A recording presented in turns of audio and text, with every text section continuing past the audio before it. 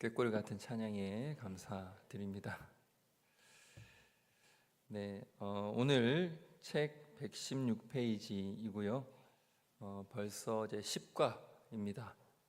이제 그 말은 3번 남았습니다. 네, 그러면 잘 따라오고 계시죠?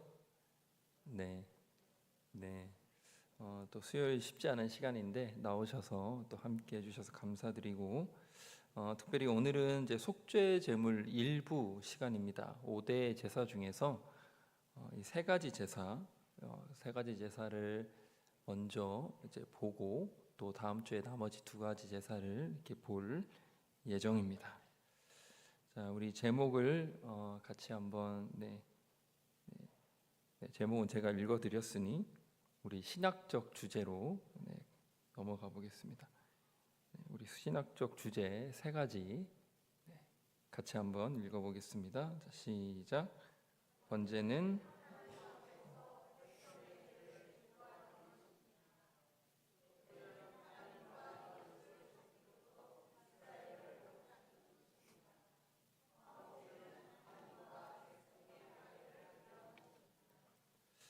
오늘은 여기 나온 것처럼 번제, 소제, 화목제 3가지의 제사를 함께 좀 나누어 보려고 합니다. 도입부에 보면 발렌타인데이 이야기가 나옵니다. 발렌타인데이는 여러분 초콜릿 많이 선물해 보셨습니까? 많이 받아 보셨습니까? 네, 저는 많이 받아 봤습니다. 네, 학창 시절 많이 받아 봤습니다. 네. 발렌타인데이는 2월 14일이고요. 지금 우리나라에서는 이제 여성이 남성에게 마음 있는 남성에게 초콜릿을 주는 것이 이렇게 되어 있죠. 그리고 3월 14일이 또 화이트데이라고 해서 이제 반대로 남성이 여성에게 이제 무엇을 주는 이제 그런 날로 되어 있습니다. 오늘 이 책의 내용을 한번 잠깐 읽어보시면 이 발렌타인데이의 이 기원이 이제 이런 스윗한 초콜릿과는 거리가 멀다라는 이야기가 실려져 있습니다. 그래서 이 발렌티누스라는 이 사람이 순교한 날이 2월 14일이었고, 그리고 그를 따르던 제자들이 빨간색 하트를 이제 지니면서 표시하면서 그것이 시작이 된 거고, 그리고 이 빨간색 하트는 무엇을 상징한다? 사실은 폭력을 상징한다라는 것이 이제 그 내용입니다. 이 이야기를 꺼낸 이유는 이 저자가 이 이야기를 꺼낸 이유는 십자가에 대한 것을 다시 한번 생각해 봤으면 좋겠다라고 하는 의미가 담겨 있습니다. 저와 여러분은 십자가를 어떻게 생각하십니까? 십자가가 어떤 상징이라고 또 믿으십니까? 어떤 이단들은 십자가가 우상이라고 십자가를 세우지 않는 그런 이단들도 있습니다. 십자가가 뭔지 한번 생각해 볼 필요가 있는데, 오늘 책 116페이지, 117페이지 이 질문에서 잘 나타나 있습니다. 제가 읽어드리겠습니다. 오늘날 교회와 사회에서 십자가는 어떻게 소비되고 있습니까? 오늘날 십자가는 어떻게 소비되고 있습니까? 때로는 패션 아이템으로, 그리고 또 때로는 어떤 멋을 낼 수 있는 것으로, 또 어느 나라의 국기에도 들어가고 여러 가지로 이제 사용이 되고 있습니다. 117페이지 질문에 보시면 이런 질문이 나오죠. 십자가의 모양을 보고 고문, 피, 죽음 등을 떠올린 적이 있습니까? 여러분, 십자가는 원래 사형 틀이었습니다. 십자가 자체에 그런 의미가 있다라기보다는 십자가는 죄수를 잔인하게 오랫동안 고통스럽게 죽이는 방법을 연구하다가 나온 바로 사형 틀입니다. 그러니까 우리가 생각하기에 그냥 한 번에 사람을 처형하는 목을 친다든지 이런 것이 좀 무서워 보일 수 있지만 받는 사람 입장에서는 이제 단번에 이제 죽게 되는 거죠. 하지만 십자가형은 다릅니다. 오랫동안 피를 흘리면서 고통을 오래 겪어야 하는 사실상 굉장히 잔혹한 형벌인 것이죠. 여러분이 십자가를 보면서 고문이나 피나 죽음 등을 떠올릴 수 있다면 잘하는 것이다 라고 볼 수 있는 것이죠. 그래서 십자가는 어떠한 다른 것으로 소비되어지기 이전에 바로 이 죽음과 사형 그리고 피로 생각되어져야 한다라는 것을 이야기하고 있는 겁니다. 자, 그래서 도입에서 십자가 이야기를 하면서 오늘 속죄에 대한 이야기를 이 제사와 연결해서 좀 이야기를 해보려고 합니다. 자, 117페이지 첫 번째 소제목 같이 한번 또 읽어보겠습니다. 자, 시작.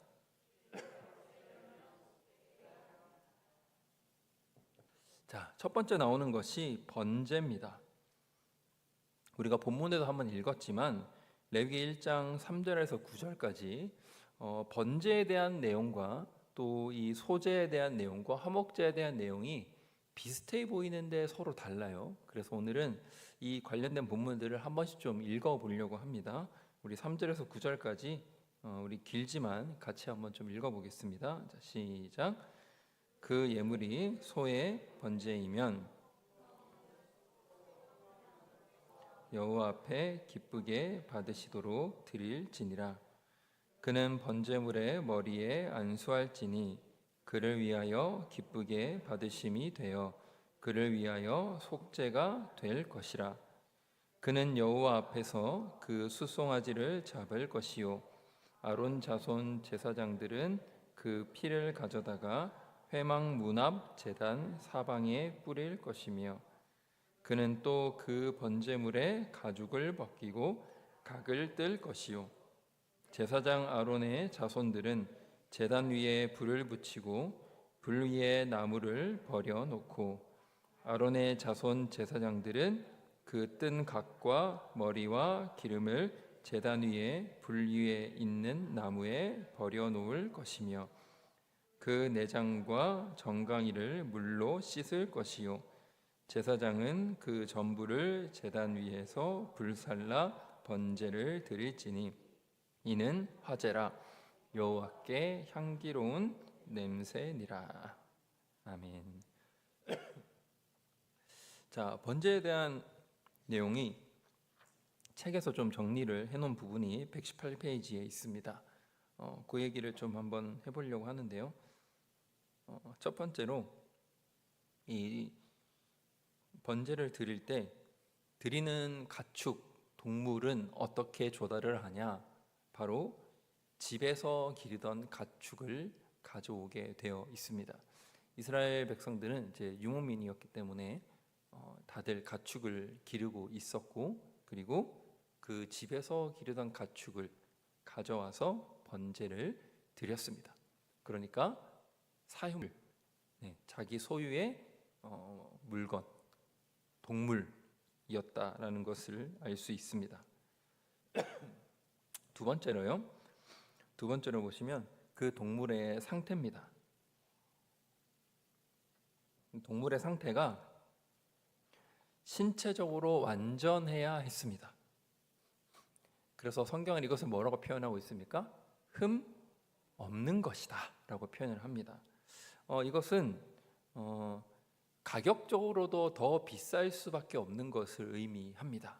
여러분 과일 같은 걸 사도 못난이 과일 같은 거 사면 껴주기도 하고 싸게 주기도 하는 것처럼 상품성이 좋고 예쁘고 잘생기고 크고 맨질맨질한 건 비쌉니다.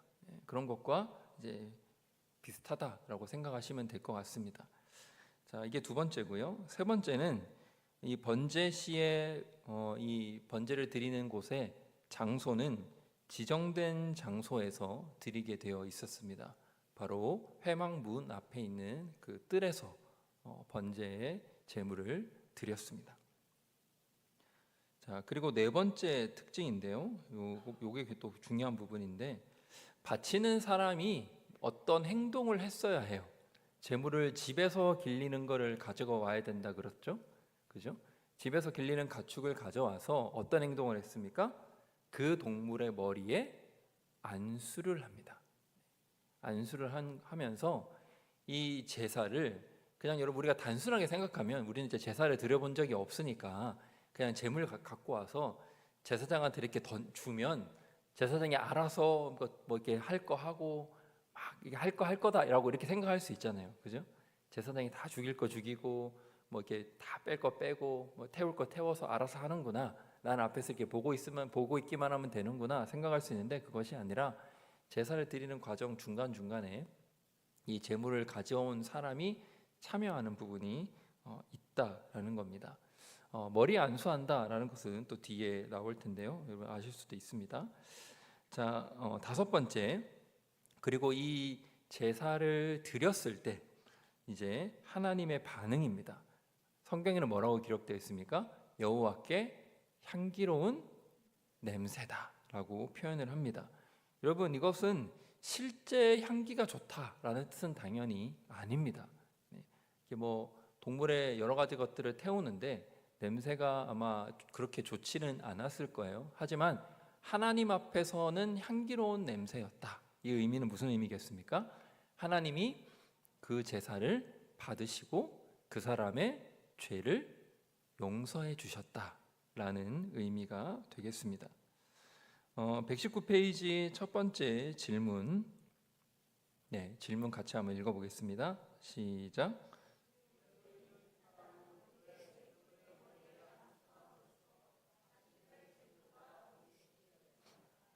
자, 예물 드리는 사람은 왜 제물의 머리 안수함으로써 자신을 제물과 동일시했습니까? 아까 안수하는 행위가 있었다고 했죠?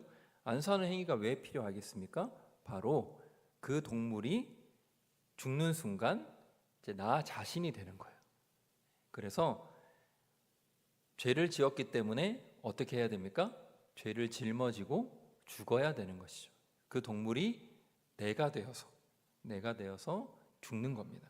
그래서 이게 동일시 된다는 것은 원래라면 내가 죽었어야 될 것을 이 동물이 대신 나의 죄를 받아서 죽게 되는 것이죠. 두 번째 질문 보시면, 자, 이 사실은 속죄의 속성에 관해 무엇을 말해 줍니까? 무엇을 말해 주냐면 안수하는 행위, 그 행위 때문에 나의 죄가 그 제물에게로 넘어가는 겁니다. 그리고 그 죄를 받은 그 제물이 나 대신 희생이 되어서 그 죄의 대가를 목숨으로, 죽음으로 지불하는 거죠. 그래서 그 속죄가 어떻게 해요? 대속으로 이루어짐을 나타내는 겁니다. 여러분, 대속은 대신 속죄하는 겁니다. 그렇죠? 그래서 이 속죄의 죄가 대신 속죄함으로써 이것이 이 제사의 과정이 이루어진다라는 것을 보여주는 것이죠. 그것이 바로 우리가 지금 배우고 있는 번제에 대한 내용입니다. 자, 그래서 여러분, 이것을 예수님과 연결시키면 예수님께서 우리의 대속제물이 되어 주셨다라는 사실을 여러분 아실 겁니다. 자, 히브리서 9장 12절 말씀 같이 한번 읽어보겠습니다. 시작.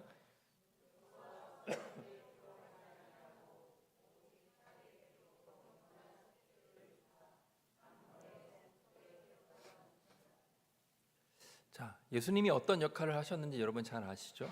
예수님 이전의 사람들은 이런 제물을 통해서 계속해서 제사를 드리면서 속죄를 이루었다면 예수님께서 대속제물이 되어 주심으로 말미암아 이제는 염소나 송아지의 피가 아니라 바로 예수님의 피로 무엇을 이루었다? 영원한 속죄를 이루었다. 그리고 단번에 성소에 들어가게 되었다라는 것을 말해주고 있습니다. 자, 119페이지 아래서 두 번째 줄 내용인데요. 이 내용을 같이 한번 읽어보겠습니다. 시작. 예수님은 지상의 모형 대신에 하늘의 지성소로 들어가셨습니다. 예수님은 일시적인 속죄가 아니라 영원한 구속을 끝내 이루셨습니다. 하나님께서 자기 자신을 피의 희생제물로 바치심으로써 우리 죄를 영원히 사하셨습니다. 여러분, 인간은 스스로 죄 문제를 해결할 수가 없었죠. 그렇기 때문에 죄를 심판하셔야 될 하나님께서 이 죄를 스스로 희생하시면서 죄를 용서받도록 죄를 사해 주시는 길을 열어 주셨다라는 거 여러분 잘 아실 겁니다. 이것이 바로 제사의 의미가 되겠습니다. 번제의 의미가 되겠습니다. 자, 두 번째 120페이지인데요. 이 제목도 같이 한번 읽어보겠습니다. 자, 시작. 예배를 회복하려면 속죄해야 합니다. 자, 두 번째 내용은 이제 소제에 대한 내용입니다. 레위기 2장 1절에서 3절인데요. 우리 이 부분 1절에서 3절까지 또 같이 한번 읽어보겠습니다. 자, 시작.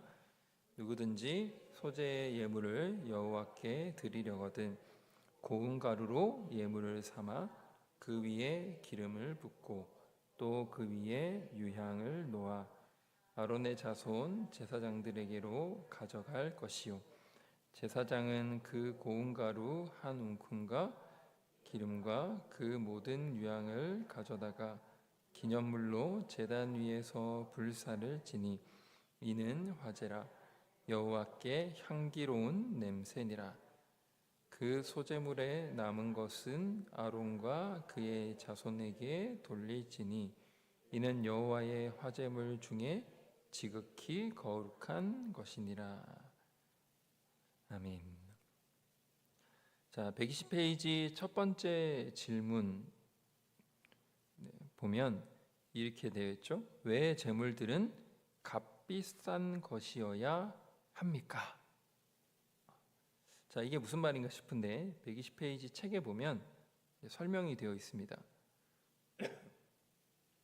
네, 이 부분 같이 한번 읽어보겠습니다. 두 번째 단 시작. 번제와 마찬가지로 소제도 제물을 바치는 자에게는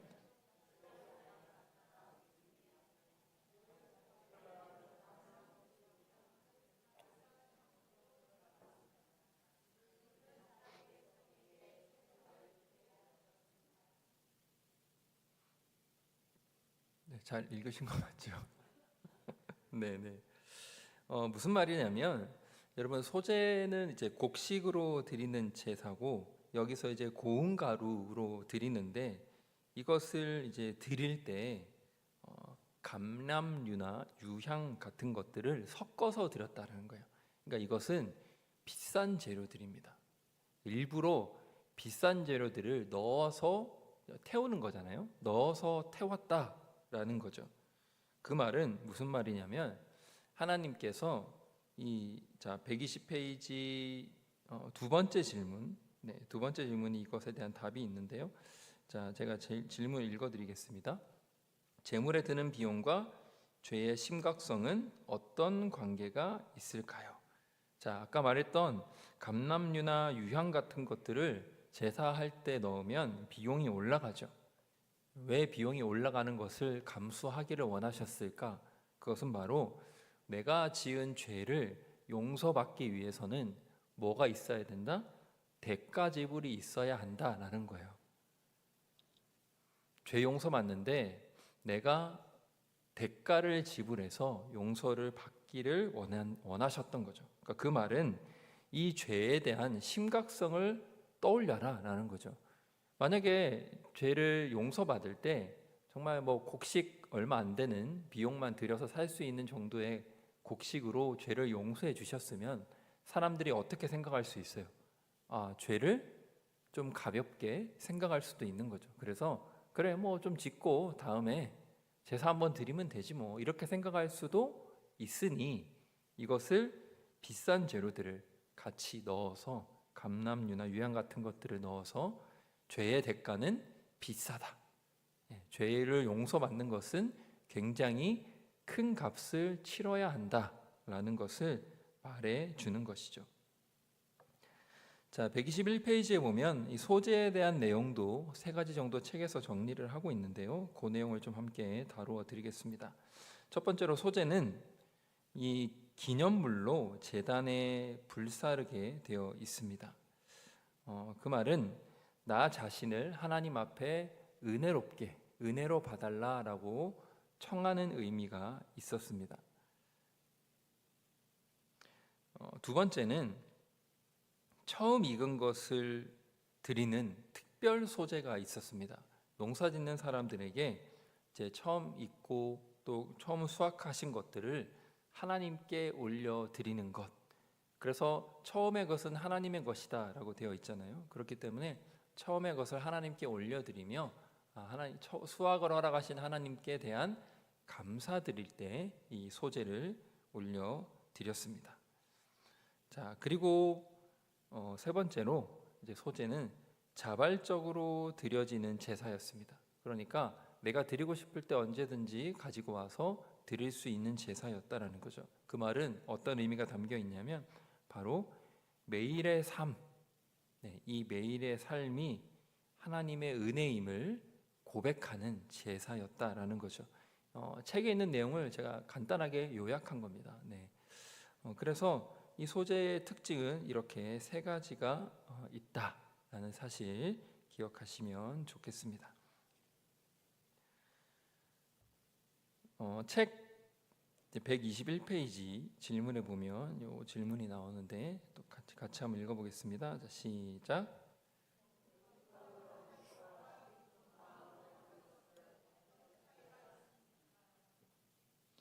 여러분 많이 해보셨죠? 의무감과 기쁜 마음으로 때로는 의무감으로 해야 될 때 어떤 느낌인지 내가 뭐 직분 때문에 위치 때문에 어쩔 수 없이 해야 될 때 그때 했던 느낌과 그리고 내가 자발적으로 기쁜 마음으로 했을 때의 차이가 어떤지 여러분 잘 아실 거라 생각이 듭니다. 즉, 이 소재는 하나님 앞에 예배에 대한 회복을 다루는 또 제사이기도 하면서 하나님 앞에 자발적으로 감사하면서 드리는 제사다라고 보시면 되겠습니다. 이 소재에 대한 내용도 예수님과 연결시킬 수 있는 구절이 있습니다. 바로 요한복음 12장 24절인데요. 여러분 잘 아시는 말씀일 텐데 이 부분도 같이 한번 읽어보겠습니다. 시작. 내가 진실로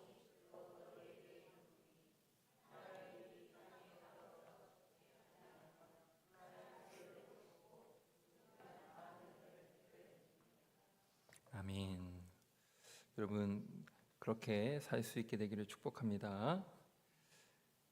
세 번째 제사로 넘어가겠습니다. 화목제입니다. 자, 3번 소제목 같이 읽어보겠습니다. 시작. 하나님과 화해하려면 속죄해야 합니다. 자, 화목제에 대한 얘기인데요. 레위기 3장 1절에서 5절입니다. 이 내용 교독으로 읽겠습니다. 제가 먼저 읽겠습니다. 사람이 만일 화목제의 제물을 예물로 드리되 소로 드리려면 수컷이나 암컷이나 흠 없는 것으로 여호와 앞에 드릴지니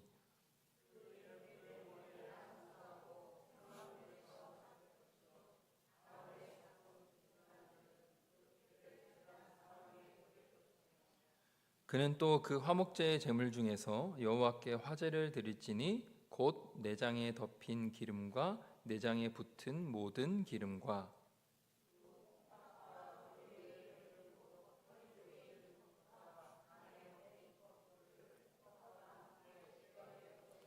자, 5절 같이 읽겠습니다. 아론의 자손은 그것을 제단 위에 불 위에 있는 나무 위에 번제물에서 살을 지니 이는 화제라 여호와께 향기로운 냄새니라. 아멘. 자, 여러분 자세히 읽어보면 이 세 가지의 제사가 조금씩 차이점이 있다라는 것을 발견하시면 아주 좋습니다. 자, 122페이지 두 번째 단 내용에 보면 그 내용을 좀 같이 한번 읽어보겠습니다. 자막에 있는데요. 자, 시작. 화목제는 번제와 달리 기름과 내장 일부만 불에 태웠습니다. 제물을 바친 자는 제물의 고기를 요리해 제물을 드린 날과 그 다음 날까지 먹을 수 있었습니다. 이것은 하나님과 제사장과 제물을 바친 자 사이에 친교를 나누는 일종의 공동 식사입니다. 자, 화목제부터 이게 좀 다른 면이 등장을 하는데요. 첫 번째 우리가 봤던 이 번제 같은 경우는 모든 제물을 다 태우게 되어 있습니다. 남김없이 다 태우게 되어 있습니다. 이게 죄를 용서받는 또 제사이기도 하고 그랬던 것도 있고, 또 화목제 같은 경우는 먹을 수 있는 부위들은 남겨놓고 다른 부위들을 태웁니다. 그리고 남은 부위를 함께 먹을 수 있도록 하는 그런 제사인 거죠. 이것을 가지고 책에서는 이제 공동 식사다라고 이렇게 표현을 했습니다. 굉장히 좋은 표현인 것 같아요. 책 123페이지에 보면 화목제에 대해서도 한 3가지 정도로 다루고 있는데요. 좀 나누어 보겠습니다. 첫 번째는 화목제는 기도가 응답되었을 때 드려졌습니다. 그리고 뜻밖의 은혜를 입었을 때 감사함으로 드리는 제사였다라고 기록이 되어져 있습니다. 두 번째는 화목제는 유대인들이 많이 가끔씩 했던 이 서원, 엄중한 서원을 완수한 후 드리는 서원제의 역할도 했습니다. 그래서 신약에 보면 이제 바울도 이제 서원한 내용들이 나오죠. 그런 것처럼 서원제의 역할을 하는 것이 또 화목제였습니다. 자, 그리고 마지막 3번째는 자원하는 마음으로 드리는 이 자원제가 있었습니다. 그래서 자발적인 마음으로 하나님 앞에 드리는 그런 제사다라고 보시면 되겠습니다. 자, 책 123페이지 첫 번째 질문 제가 읽어드리겠습니다. 속죄 제사를 우리 죄를 사하기 위한 것을 넘어 하나님과의 올바른 관계를 회복하는 것으로 이해하는 것이 왜 중요할까요? 자, 우리가 속죄제를 드리는 이 제사를 드리는 이유가 단순하게 죄를 사하는 것을 넘어서서 그 뒤에 뭐가 있다고요? 하나님과의 관계 회복이 있다라는 것을 기억하셔야 됩니다. 이게 왜 중요하겠습니까? 밑에 답이 달려 있죠? 왜 중요할까요? 바로 하나님이 우리에게 죄 사함을 주시는 목적이 뭐이기 때문에? 관계 회복이기 때문에 그렇습니다. 죄로 인해서 관계가 단절됐고 죄를 사하시면서 하나님께서 우리와 관계 회복을 원하고 계시는 것이죠. 자, 그래서 이 123페이지 두 번째, 자, 오늘날 우리는 다른 이들과 관계가 회복되었음을 어떤 식으로 표현합니까? 어떤 식으로 표현합니까? 한국 사람들 가장 많이 하는 말 있죠. 밥 함께 하자. 언제 밥 한번 먹자. 이게 인사말이 되어 있죠. 굉장히 좋은 의미고 또 굉장히 좋은 뜻인 것 같습니다. 여러분, 우리가 원수와 나와 사이가 좋지 않은 사람과 밥 한 끼를 먹을 수 있겠습니까? 굉장히 어려운 일이고 원하지 않는 일일 겁니다. 하지만 관계가 회복되고 관계가 좋으면 얼마든지 밥을 먹을 수가 있는 것이죠. 그래서 화목제는 일종의 앞에 나왔던 것처럼 공동 식사다라고 표현하는 표현이 참 적절한 표현인 것 같습니다. 이 화목제에 대한 내용도 예수님과 연결할 수 있는데요. 에베소서 2장 13절 말씀 우리 같이 한번 읽어보겠습니다. 자, 시작.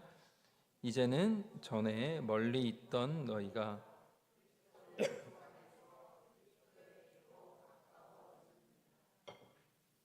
아멘. 참 좋은 말씀이죠.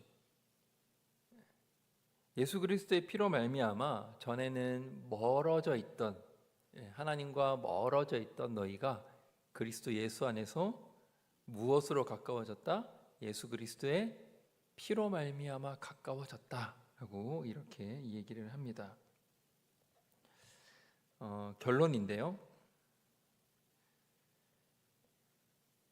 속죄의 목적이 뭘까?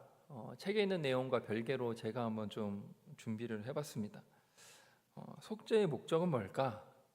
좀 적당한 말씀을 찾다가 고린도후서 5장 19절 말씀을 찾았습니다. 우리 함께 좀 읽어볼까요? 자, 시작.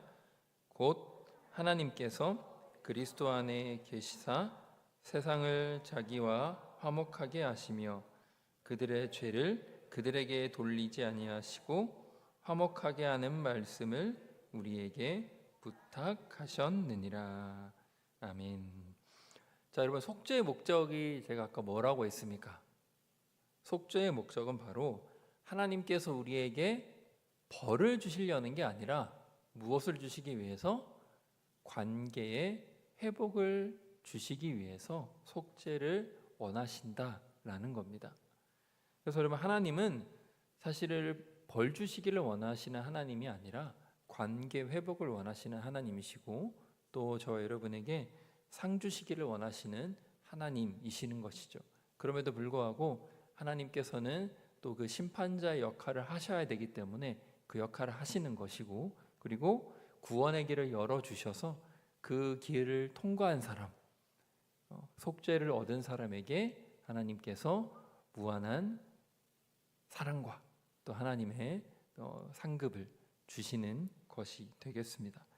자, 그래서 오늘 우리가 세 가지 제사를 놓고 속죄의 목적, 이 속죄에 대해서, 죄에 대해서 알아봤는데, 또 우리 다음 시간에는 또 남은 두 가지 제사를 또 함께 살펴보도록 하겠습니다. 제가 기도하겠습니다.